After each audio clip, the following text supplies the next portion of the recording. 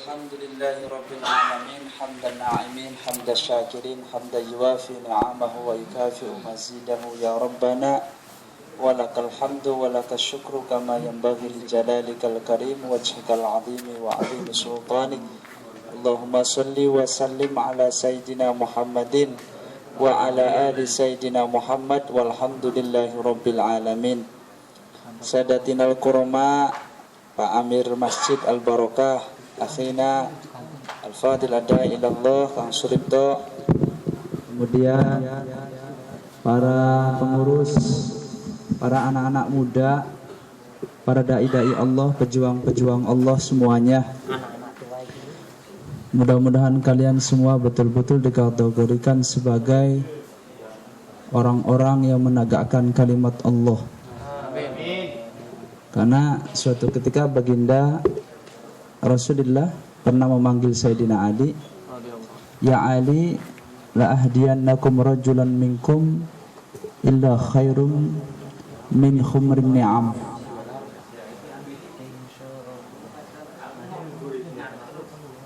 Bahwasanya orang yang menyeru kepada jalan kebajikan, orang yang menyeru agamanya Allah, itu kata Nabi, pahalanya lebih baik khumrin ni'am. Khumrin ni'am ini adalah satu onta termahal zamannya baginda Rasul. Mungkin kalau zaman sekarang Mercedes ya, Mercedes, pokoknya mobil yang paling mahal apa ya, itu setingkat itu pahalanya orang yang mengajak orang lain kepada jalan kebajikan. Tidak hanya itu, orang-orang yang mau mengajak orang lain untuk jalan kebajikan, menyampaikan agama Allah, itu nanti masuk surganya Allah di belakangnya para nabi dan rasul-rasul Allah. Dia tidak dihisab lagi. Dia akan melewati siratal mustaqimi kal barqi, bagikan kilatan, cepat sekali. Jadi sungguh mulia orang-orang yang mau menyampaikan agamanya Allah Subhanahu wa ta'ala. Bahkan dalam salah satu makalnya, jikalau kita telah terkumpul satu jamaah kemudian tidak dirikan satu kelompok ibadah kayak masjid seperti ini, hukumnya itu berdosa kita semua. Kalau Imam Asy-Syafi'i pernah mengatakan, jikalau umat Islam satu daerah sudah memenuhi daripada 40 orang, maka harus ditegakkan satu musola atau masjid untuk sholat berjamaah bersama, berkumpul bersama. Jadi kalau maaf seandainya ditakdirkan kita tidak bisa berdiri masjid di Kimia, ya semuanya kena dosa semua.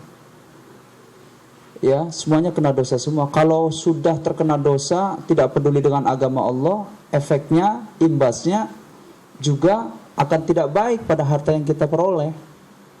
Maka sekuat tenaga teman-teman sekalian, berdirinya masjid di Kimia ini bukan tanggung jawab saya, tapi adalah tanggung jawab seluruh individu muslim yang hadir di Korea ini, wabil khusus yang hadir di Kimia ini. Harus tetap menegakkan syariat Allah, menegakkan. Entah itu ngontrak, entah itu apa, harus ada. Makanya seorang pemimpin, maaf barangkali ada yang pernah mencalonkan kepala desa, lurah dan lain sebagainya, yang pertama kali harus dikoreksi pada tengah-tengah umatnya adalah seberapa banyak musola yang hadir di desanya. Terhitung setiap 40 rumah harus ada satu musola, 40 rumah harus ada satu musola, gitu. Tunjuk satu imam yang fasih, satu imam yang sedikit mengerti agama. Bila perlu kepala desa menggaji mereka, ngasih gaji kepada mereka. Itu pahalanya subhanallah. Ya, pahalanya betul-betul. Ya.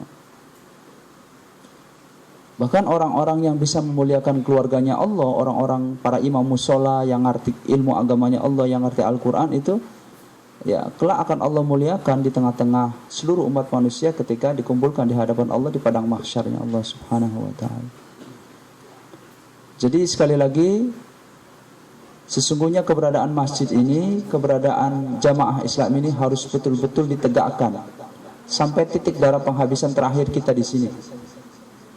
Karena semuanya ini adalah tanggung jawab dan merupakan kewajiban di atas punggung kita semua, likulli muslimin, setiap muslim. Ya.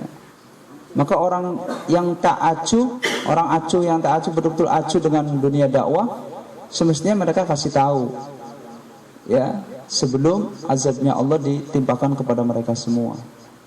Untuk itu teman-teman sekalian yang barangkali semasa nganggurnya di sini, kalian jangan kemudian setelah mendapat pekerjaan sudah plus tidak ada hubungan dengan masjid. Itu tidak baik namanya. Kalian udah dikasih rahmat oleh Allah, dikasih kemudahan oleh Allah, kalian lupa lagi sama Allah setelah mendapat pekerjaan. Nanti kalau Allah tarik lagi nikmatnya, repot lagi kita. Jangan sampai seperti itu. Ya, makanya masjid ini terbuka buat siapa saja. Dan sekali lagi, masjid ini bukan milik saya, tapi adalah milik kita semua dan tanggung jawab kita semua menjaga kebersamaan, menjaga kekompakan, menjaga kalimat la ilaha illallah di tengah-tengah negara yang bukan muslim ini. Ya. Karena banyak sekali orang-orang yang lulusan pesantren juga tidak ada respect, masa bodoh ya, bahkan masa bodoh dengan dunia Islam. Mereka berdosa selama masih berdenyut jantungnya, dosa itu terus ya melekat pada dirinya. Ya. Makanya kata Nabi, orang-orang yang masa bodoh ya udah bukan golonganku, kelak tidak akan mendapat syafaat Rasulullah. Laisa minna man la yahtamu bi umuril muslimin. Tidak termasuk golonganku dan tidak mendapatkan syafaatku orang-orang yang laisa lahul ihtimam, tidak memiliki rasa perhatian dengan Islam di sekitarnya. Ya. Dulu kiai saya sempat ngomong, kalau kamu merantau, kalau kamu bepergian, Gus, kamu jangan pusing nyari makan di mana, tapi kamu mesti pusing jikalau dalam daerah tersebut tidak ada masjid, kamu akan sholat di mana? Artinya kamu akan sholat berjamaah di mana? Maka atas diri kamu itu menegakkan kalimat Allah itu wajib. Bi ayyi ardin anta tata fa anta mas'ulun an islamiha. Di mana kalian berpijak, disitulah kalian tanggung jawab atas keislamannya. Keislaman pribadi kalian, keislaman orang-orang di sekeliling kita semuanya. Ya. Jadi pahalanya tadi bagaikan khumrun ni'am, orang yang menyeru dalam kebajikan. Yang keduanya dia akan dimasukkan surganya Allah Subhanahu wa taala, di belakangnya para nabi dan rasul. Kemudian dia akan melewati siratal mustaqim kal barqi. Ada lagi pahala orang yang menyeru kebajikan adalah sedekah jariah dia. Man dalla ala khairin falahu mislu ajrin fa'ilihi. Kalau kita bisa mengajak orang yang enggak ngerti agama sehingga dia mau masuk ke masjid ini dan mau sholat, sehingga pulang dari masjid ini dia tetap mau sholat, maka selama ia sholat, ya pahalanya itu ya semuanya juga kita dapatkan dari apa yang telah mereka perbuat, min ghairi yang kusu min ajri, tanpa mengurangi pahalanya orang yang melakukan sholat tadi. Kalau saya ngajak orang, semuanya Ahmad, saya ajak sholat di sini, saya ajak bersedekah, saya ajak cinta kepada kedua orang tua, ya memberikan jalan kebaikan, man dalla ala khairin, kemudian dia melakukan kebajikan tersebut, maka pahalanya itu ya kita sama seperti ia melakukannya, tanpa mengurangi pahalanya si pelakunya tersebut. Itu diantara keutamaannya para dai-dai Allah. Dalam hadis yang lain pula dikatakan bahwa ad-da'i ilallah fa innahul anbiya, li'anna Allah ta'ala a'tahu alamatul anbiya. Pada sesungguhnya para dai-dai Allah itu pada hakikatnya adalah nabi-nabi Allah. Hanya saja perbedaannya adalah mereka tidak diberikan wahyu oleh Allah Subhanahu wa ta'ala. Karena orang yang ngurusin tentang agama Allah pasti punya respect, punya rasa solidaritas tinggi. Dia punya tenggang rasa sesama orang lain, terutama sesama muslim. Sementara sifatnya para nabi itu adalah dia punya rasa solidaritas tinggi sesama manusia. Karena tanggung jawabnya seorang rasul adalah menyampaikan risalah Allah Subhanahu wa taala kepada seluruh manusia. Wabil khusus adalah Rasulullah. Rasul kita ini adalah rasul terakhir yang tanggung jawabnya adalah sampai detik hari kiamat itu tergolong daripada umatnya baginda Rasul. Jadi orang Jerman, orang Amerika, orang mana saja pada hakikatnya mereka adalah umat Rasulullah dan harus didakwahi sama kita. Entah itu lewat televisi, entah itu lewat apa saja, siogianya mereka itu paham ini merupakan dakwah kita. Ya, karena mereka pada hakikatnya umatnya Rasulullah semua.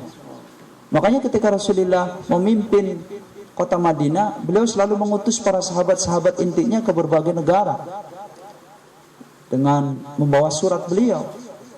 Ada yang sampai ke negara tersebut dibunuh, ada yang sesampai negara tersebut dibacakan suratnya, kemudian ada yang Islam rajanya dan lain sebagainya.